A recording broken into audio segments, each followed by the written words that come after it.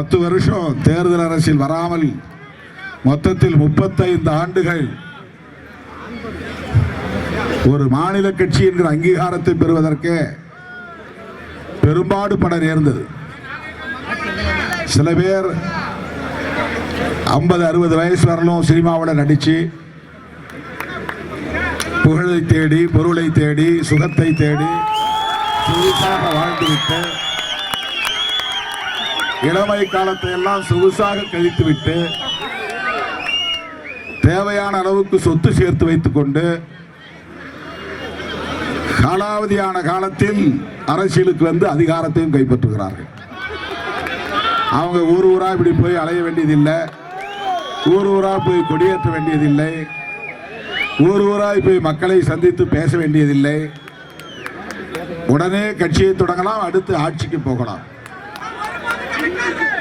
ஆனால் என்னுடைய இளமையை முழுமையாக தொலைத்து தூங்க வேண்டிய நேரத்தில் தூங்காமல், சாப்பிட வேண்டிய நேரத்தில் சாப்பிடாமல், வாழ வேண்டிய நேரத்தில் வாழாமல், ஓய்வென்றால் என்னவென்று தெரியாமல், உறக்கம் என்றால் தேவையான நேரம் உறங்காமல், பொழுதுபோக்கு என்றால் தெரியாமல் சினிமாவுக்கு போனதில்லை, பீச்சுக்கு போனதில்லை, பொழுதுபோக்கில் கலந்து கொண்டதில்லை, விளையாட்டில் பங்கேற்றதில்லை, லீவு நாள் என்று சனி ஞாயிறிலே ஓய்வெடுத்ததில்லை, குடும்பத்தோடு கோடை வாசஸ்தலம் போய்விட்டு வருவோம் என்று போனதில்லை, குடும்பத்தோடு வெளிநாட்டுக்கு போய்விட்டு 10 நாள் சுற்றிவிட்டு வருவோம் என்று சுற்றியதில்லை, விரும்பிய உணவகங்களுக்கு போய் நல்ல நாக்குக்கு சுவையாக சாப்பிடலாம் என்று சாப்பிட்டதில்லை,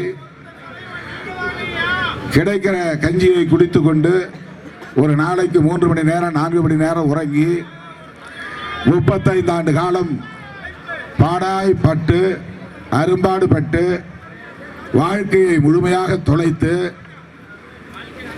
இந்த இடத்தை அடைந்திருக்கிறோம். ஒரு மாநில கட்சி என்ற அங்கீகாரத்தை பெறுவதற்கு இவ்வளவு பெரிய இழப்பை சந்தித்துதான், வாழ்வை தொலைத்துதான் இந்த இடத்தை எட்டி பிடிக்க முடிந்தது.